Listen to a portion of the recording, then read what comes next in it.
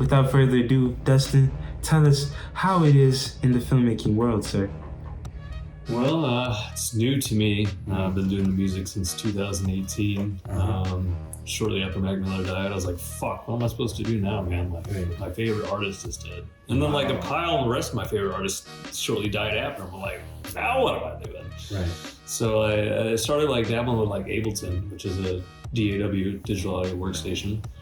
I don't even use it anymore. I don't use that one anymore. But then I moved on to Logic, Pro Tools, stuff like that.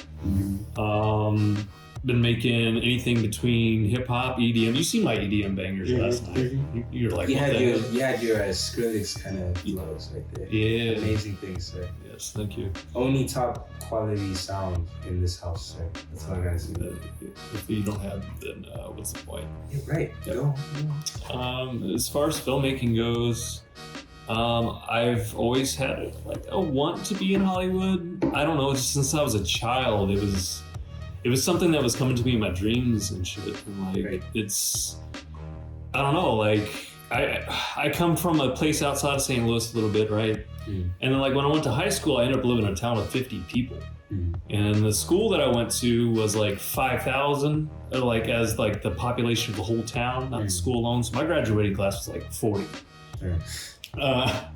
And like you got this small ass little town, and you know you have the career counselors and stuff like they talk to you during your time and your process throughout the process of high school. Oh, what do you want to do, this and that?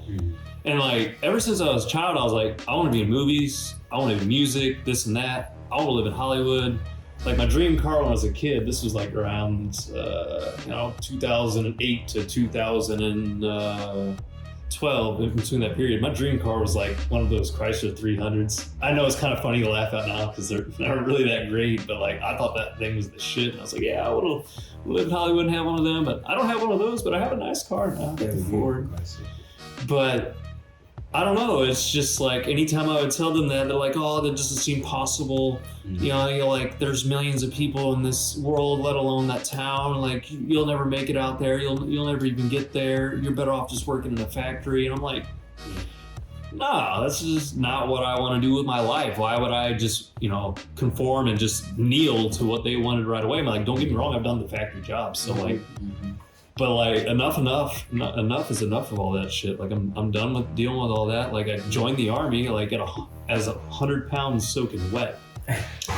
And I had to get like a waiver to even get in. They were like, hey, you're too skinny. Cause like the Marines were like, nah, you're too small, man. Like, and then I had to get the waiver from the army. And the army was like, the day I was coming in to do the weigh-in and shit, they're like, here, take these pills. I'm like, what the fuck is this? She's like, it's gonna constipate you. You're gonna be constipated. And like, they gave me like $100 just to fucking eat for 24 hours. Wow. And they're like, just keep sure you taking these pills and just eat as much food as you can.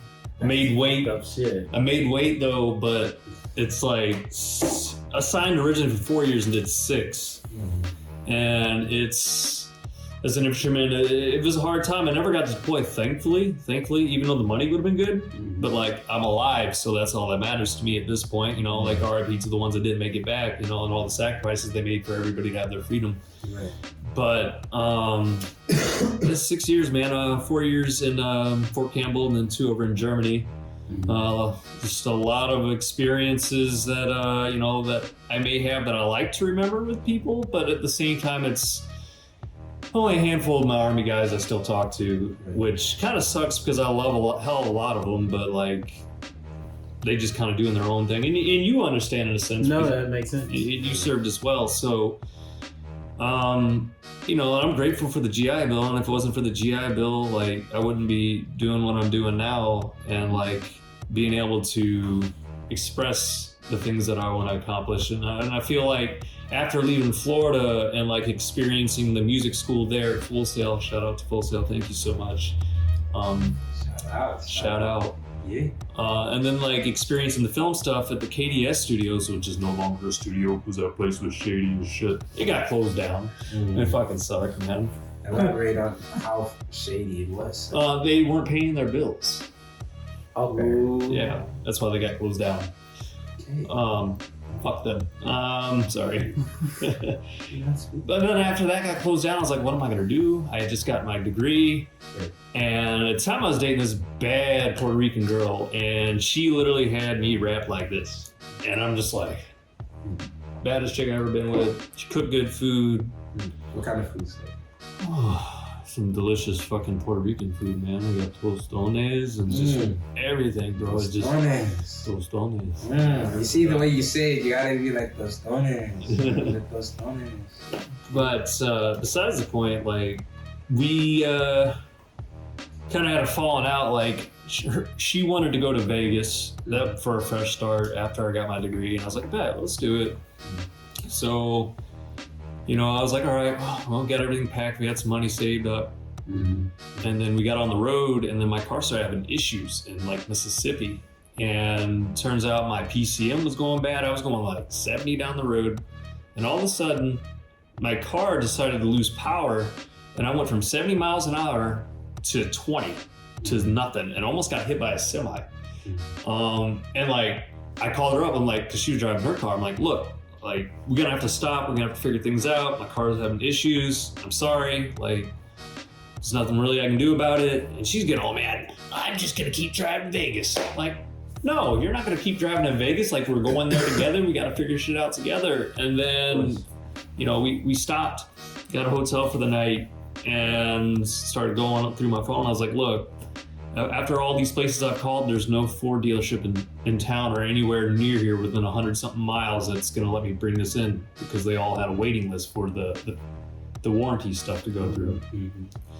So I was like, look, we're 6 hours from Texas, Dallas specifically, and I was like, I have some friends there.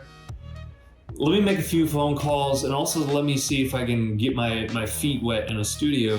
And she's like, okay, I'll let you do that. So called up a homie. I was like, hey, I know it's been years since I've seen you, but like, I'll be in Dallas in 6 hours. Click.